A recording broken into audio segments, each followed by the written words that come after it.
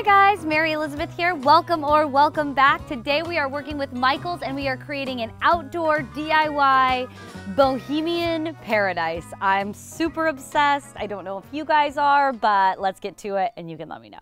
I'm super obsessed with MUDCLOTH. I think it's really, really cool. There's black with the white and there's white with the black. I discovered the coolest paint pen from Michaels that literally felt like using a Sharpie. I didn't know what kind of paint would be best. I tried a couple things and this was the easiest thing in the world, especially when you have a clear ruler. The clear ruler really helps kind of keep it aligned because inevitably it starts to lean and go different ways, which actually adds to sort of the organic element of it. But by going back to that clear ruler, you can see your negative space on this side and make sure that you keep kind of aligning it back to straight. So even it kind of goes off and gives it sort of interesting space, it then goes back to straight. So overall, it looks really good. So you can get creative with this. I just Googled MUDCLOTH and picked a design that was pretty simple to recreate because I knew doing it over that much space that I would get tired of doing it. So I decided to go for something simple that had a lot of impact. The way I did it was 1 inch in, I made a thick black line. 2 inches in, I made my kind of zigzag thing, and those are 2 inches apart. Then 2 inches from there, I made a straight line. 2 inches from there, I made my little dots, little dots, little dots. 2 inches from there, I made a straight line, and repeat.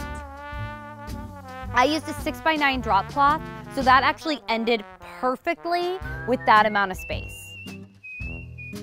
Next up, we have our vases, which we got kind of like cool, robotic, modern, fun, and I'm kind of obsessed with them. I went to the wood beads and dowels section at Michaels and I just picked out every possible shape and then went to the glass vessels and picked out every possible shape. And then I just got glue and tape and combined them all.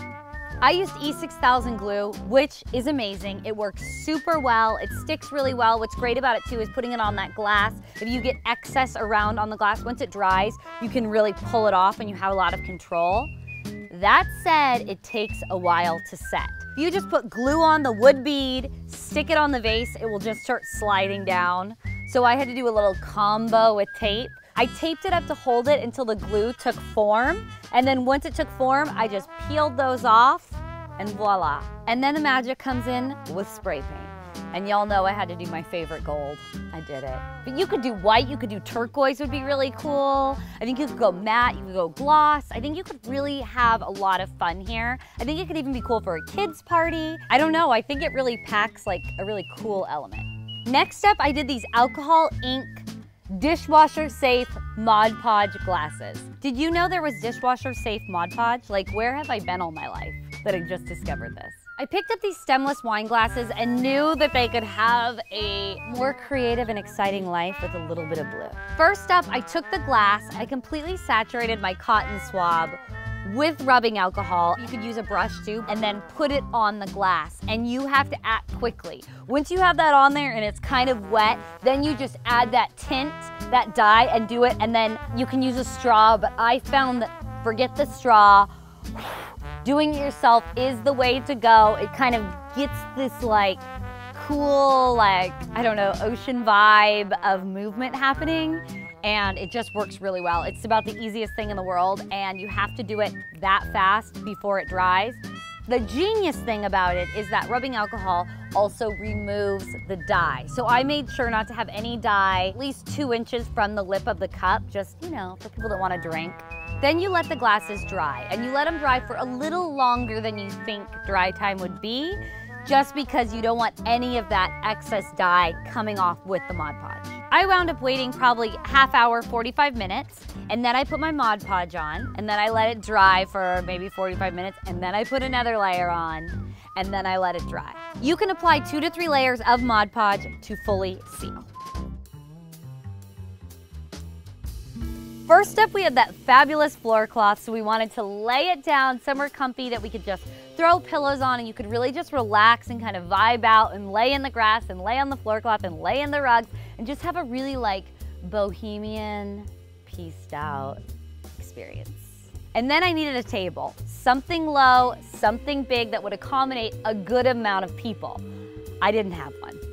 So I used an old door and a bunch of old paint cans. And I basically put a bunch of paint cans out and then put that door on so it felt really secure, and then threw a tablecloth right on top, and voila.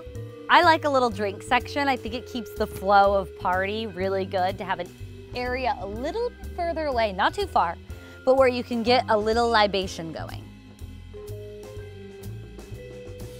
I tried to keep a pretty minimal color scheme. I kind of can't help but use fur, white, off-white, pink, and blue. It's like just kind of my colors. So for me, that's neutral. But the constraint and using a lot of whites and cream and adding texture in that way, it just kind of helped it from being just overload of print and maximum crazy colors.